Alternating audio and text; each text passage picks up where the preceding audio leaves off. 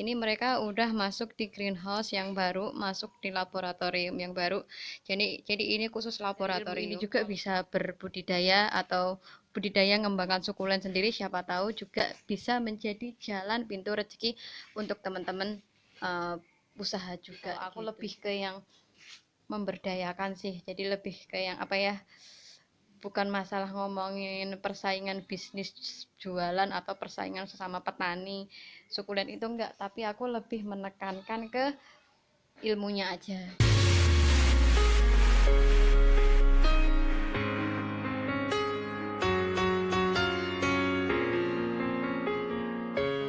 Hai guys, kembali lagi ke channel aku. Kali ini lagi-lagi aku masih akan melakukan repotting. Nah, kali ini apa yang harus aku repotting dari pot ini? Teman-teman udah tahu lah ya, yang paling besar di sini jenis sukulen apa. Nah, ini dia.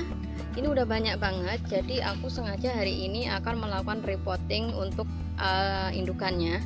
Nanti akan kita bongkar, kita lihat ada apa yang kita temukan di sini, dan aku sengaja akan memindahkan dalam satu pot di pot ukuran diameter 10. Nah, karena ini udah banyak dan menariknya lagi sih, ini langsung yang aku temukan adalah tada, sebentar. Jadi guys, di sini itu anakannya dia udah muncul 2 cabang di bawah sini. Ini 2 cabang. Menarik sih kalau aku ya. Menarik karena dalam ini kelebihan dari kita melakukan propagasi daun dalam satu indukan, dalam satu batang daunnya itu dia bisa mengeluarkan anak bisa lebih 1 dan bisa lebih dari 2. Salah satunya ini nih, ada 2 cabang. Ini yang kita temukin baru 2 cabang, ada juga yang 3 cabang untuk yang jenis Echevera. Nah, ini akan aku siapkan dulu, kemudian akan aku congkel, dan di sini juga udah ada yang mulai beranak sih pinggir-pinggirnya. Karena ini di tempat indukannya udah agak lama, jadi akarnya itu dia udah meronta-ronta. Wow. Ini kan akarnya udah banyak banget, dan dia itu emang minta dipindah biar pertumbuhannya juga lebih maksimal. Dan aku pindahinnya di pot kecil juga karena yang pot besar aku belum nyiapin. Jadi ini aku hanya menggunakan media tanam yang nganggur-nganggur gitu. Langsung kita masukin aja se tanah-tanah dan se ininya. Nah, ini nanti dia itu aku harapannya dia terus merambat gitu. Jadi aku nanamnya di setiap pojok-pojokan sini aja. Nah, ini kan. Dan ini tadang, ini harus pelan-pelan karena di pinggir-pinggirnya itu masih ada banyak sekali yang calon-calon mau tumbuh gitu. Jadi kita harus pelan-pelan bingit. Dan di sini juga ada. Sebenarnya ya untuk jenis sukulen yang daun ketel ini, keluarga daun ketel ini salah satu sukulen yang dia sebenarnya gampang, tidak mudah mati. Untuk propagasi daunnya juga cepat. Ya nggak cepet sih, lama, cuman apa ya, probabilitas untuk tumbuhnya itu tinggi gitu. Kayak Echevera yang jenis kayak gini nih dia cepet tumbuhnya. Nah, ini aku masih gini ya, aku pindahin yang agak slow. Disitulah yang slow. Nah, ini tuh, ini tuh juga udah menjuntai-juntai gitu akarnya. Kalau dari hasil propagasi daunnya itu tuh, ini harus kita pegang segini. Tuh kan.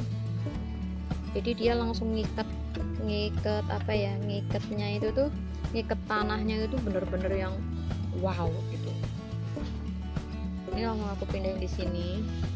Dan ini tuh kalau masih propagasi daun itu emang harus bersabar ya. Bersabarnya itu karena dia pertumbuhan dari awal itu tuh kecil banget, jadi nggak bisa langsung gini. Ini bisa besar gini dari hasil propagasi sebesar ini tuh sekitar 1 bulan lebih lah guys. Jadi ya kesabarannya harus di situ sih, kita menikmati proses aja.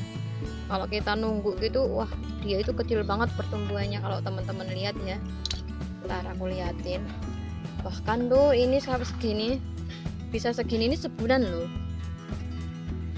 Dan sebulan itu nggak boleh dipegang-pegang. Nah, ini kecil banget kan, mana ya, ini kayak gini nih, kecil banget kan, ini kecil banget.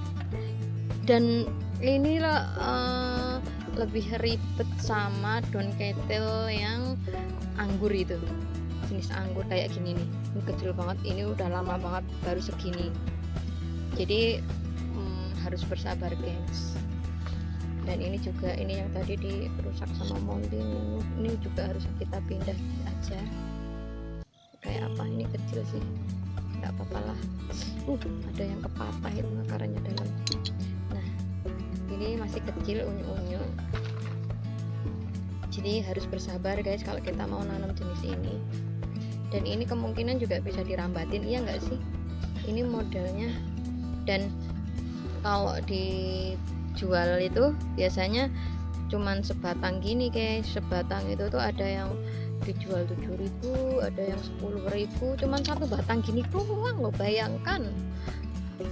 Menurutku sih ya harganya menurutku worth it sih kalau yang ini segitu, karena untuk menyemainya atau memperbanyaknya pun susah sebenarnya. Jadi kadang ya satu sisi murah, satu sisi juga untuk menganakannya sampai segini itu juga agak susah juga gitu. Nah ini guys, ini aku pindah nggak ya? Nah aku bingung nih, di sini udah penuh tapi nggak apa-apa ya, aku taruh di sini tadi yang kita propagasi kita nanam yang ini, jenis ini kita taruh di sini aja di sela-sela. Besok kalau gede kita bongkar lagi kan, repotin lagi. Iya nah, ini langsung aku taruh sini. Nah ini kan udah kayak gini, udah sih. Yang ini udah mulai, yang aloe vera sebenarnya ada beberapa yang harus kita pindah juga, tapi karena potnya dan sekam bakarnya tuh habis di rumah, jadi aku hanya pakai yang ada aja.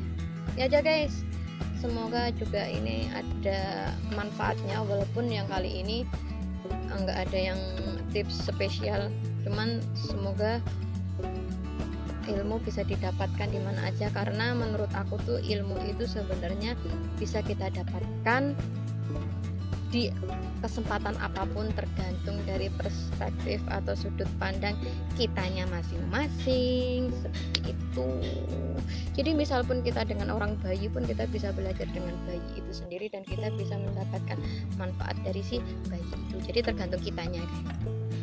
Nah dan setelah 3 harian 4 harian udah seperti ini guys, udah sehat banget. Dan tadang, ini mereka udah masuk di greenhouse yang baru, masuk di laboratorium yang baru. Jadi ini khusus laboratorium. Kalau untuk yang dijual di display di depan, jadi seperti ini masih berantakan karena masih belum selesai semuanya, dan ini juga masih dalam proses kita laboratorium inilah istilahnya. Ini demi apa ya, demi mengembangkan persukulenan, yang mungkin bagi teman-teman yang banyak yang nggak tahu atau banyak yang ditanyain. Semoga dengan greenhouse dan laboratorium kecilku ini ada yang bisa diambil manfaatnya, dan teman-teman juga semoga dari ilmu ini juga bisa berbudidaya atau budidaya ngembangkan sukulen sendiri. Siapa tahu juga bisa menjadi jalan pintu rezeki untuk teman-teman usaha juga gitu. Jadi kalau aku lebih ke yang memberdayakan sih, jadi lebih ke yang apa ya, bukan masalah ngomongin persaingan bisnis jualan atau persaingan sama petani sukulen itu enggak, tapi aku lebih menekankan ke ilmunya aja gitu. Walaupun kadang video yang aku upload mungkin nggak ada manfaatnya, aku ngerasanya nggak ada manfaatnya, cuman semoga aja tetap ada yang bisa dipelajari. Oke, bye bye. Kita besok lanjutin, ini panas banget, nanti akan sore akan kulanjutin karena masih ada membuat rak lagi di sana.